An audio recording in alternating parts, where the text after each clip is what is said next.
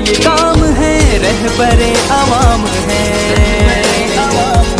दीन का ये काम है, रहबरे अवाम है। फैज़ इसका आम है, एक जहां में नाम है, एक जहां में नाम है। हामिदन व मुसल्लियन अम्मा बाद, क़ाल अल्लाहु तबारक व तआला फ़िल क़ुरआनिल मजीद वल फ़ुरक़ानिल हमीद, अऊज़ु बिल्लाहि मिनश शैतानिर रजीम, बिस्मिल्लाहिर रहमानिर रहीम।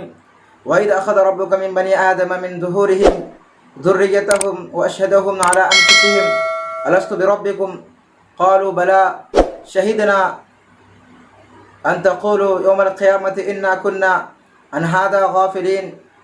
صدق اللہ العظیم۔ محترم ناظرین، عقائد و مسائل کے 42ویں درس میں آپ کا استقبال ہے۔ ناظرین، آپ جانتے ہیں کہ ہماری گفتگو گزشتہ درس میں عالم ارواح کے متعلق ہوئی اور عہد الست کے متعلق آپ حضرات کے سامنے باتیں پیش کی گئی، اور یہ کہا گیا تھا کہ معتزلہ جو ہے عہد الست کا انکار کرتے ہیں۔ وہ کہتے ہیں کہ عہد الست کی کوئی حقیقت ہی نہیں ہے، کیونکہ یہ عقل کے خلاف ہے، اور کہتے ہیں کہ توحید کے دلائل قائم ہو جانا ہی یہی جو ہے عہد الست ہے۔ امام طحاوی رحمۃ اللہ علیہ جو ہے ان کی بات کو انکار کرتے ہوئے فرماتے ہیں کہ جو اللہ تعالیٰ نے حضرت آدم علیہ السلام اور ان کی اولاد سے وعدہ لیا تھا وہ برحق ہے۔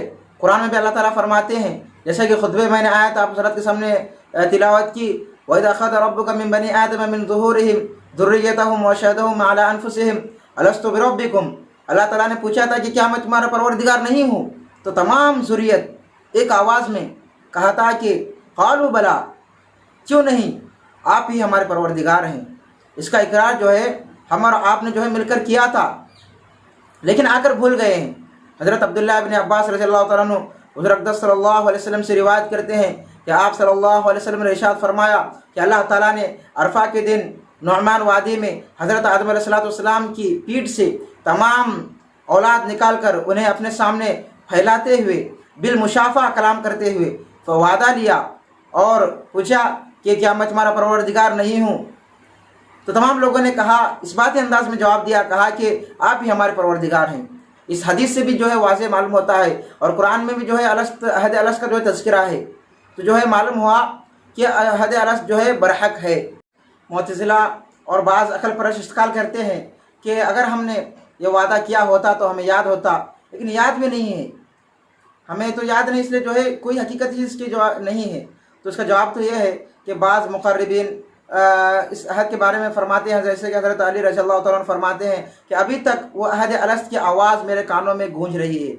حضرت عبداللہ بن سہل رحمۃ اللہ علیہ فرماتے ہیں کہ مجھے یہ عہد الست والا جو ہے وعدہ یاد ہے، اور اگر کسی آدمی جو ہے اس کو بھول گیا ہے تو انکار نہیں کیا جا سکتا، یعنی انسان جو ہے بھولتا ہی ہے۔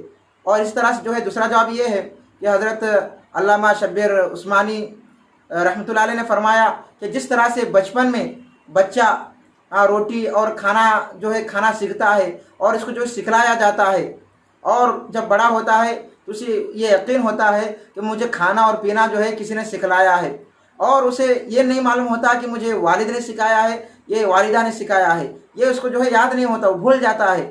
جس طرح سے ایک بچہ اپنے بچپن کے واقعات، یعنی جس نے کھانا کھلانا کس نے سکھایا، پلانا کس نے سکھایا، یہ تمام باتیں یعنی ماں نے سکھایا، باپ نے سکھایا، یہ واقعات وغیرہ بھول جاتا ہے، لیکن یہ تو یقین ہوتا ضرور ہے کہ مجھے کسی نے جو ہے کھلانا اور پلانا سکھایا ہے، یا تو ماں نے یا تو باپ نے، لیکن کس نے سکھایا ہے یہ وہ بھول گیا ہوتا ہے۔ اسی طرح سے جو ہے عہد الست کا بھی مسئلہ ہے کہ اللہ تعالیٰ نے تو وعدہ لیا ہے، لیکن جو ہے ہم آ کر جو ہے بھول گئے ہیں۔